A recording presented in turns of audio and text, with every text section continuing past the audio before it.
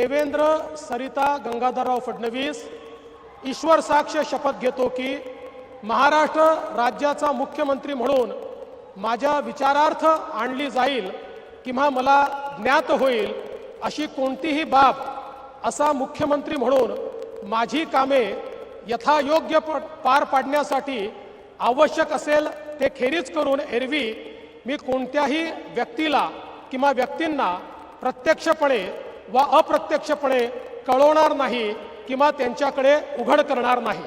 मी देवेंद्र सरिता गंगाधरराव फडणवीस ईश्वर साक्ष शपथ घेतो हे वाक्य कानी पडताच आझाद मैदानावर उपस्थित हजारोंच्या जनसमुदायाने एकच जल्लोष केला।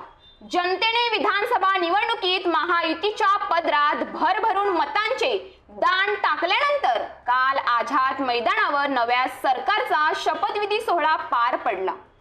अपेक्षेप्रमाणे शिवसेनेचे नेते एकनाथ शिंदे आणि राष्ट्रवादी काँग्रेसचे अध्यक्ष अजित पवार यांनी उपमुख्यमंत्री पदाची शपथ घेतली।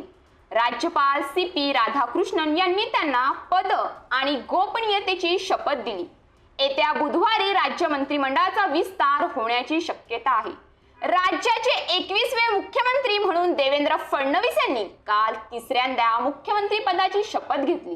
यात विशेष म्हणजे मुख्यमंत्र्यांनी उपमुख्यमंत्री पदाची शपथ तर उपमुख्यमंत्र्यांनी मुख्यमंत्री पदाची शपथ घेतली। महाराष्ट्राच्या मुख्यमंत्रीपदी देवेंद्र फडणवीस तिसऱ्यांदा गुरुवारी विराजमान झाले तर अजितदादा पवार यांनी 6व्यांदा उपमुख्यमंत्रीपदी विराजमान झाले।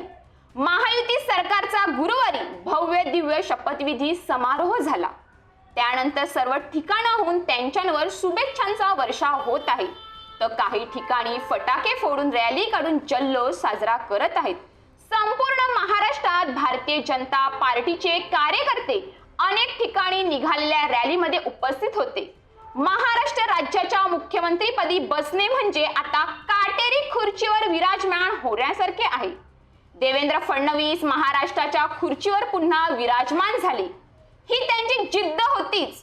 त्यांनी दिवसाढवळ्या शपथ घेतली। या अगोदर त्यांनी पहाटे अजित पवारांसोबत शपथविधी घेतला होता।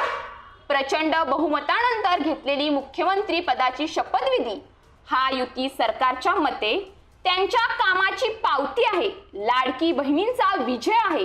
तर एक हे तो सेफ है या रणनीतीचा विजय म्हणतात तर विरोधक या विजयाला सरकारचा विजय समजत नसून ईव्हीएमचा विजय समजत आहेत। भाजप सेना राष्ट्रवादीला मिळाले बहुमत खोटे आहे यासाठी विरोधक लोक गावागावात रस्त्यावर उतरले आहेत।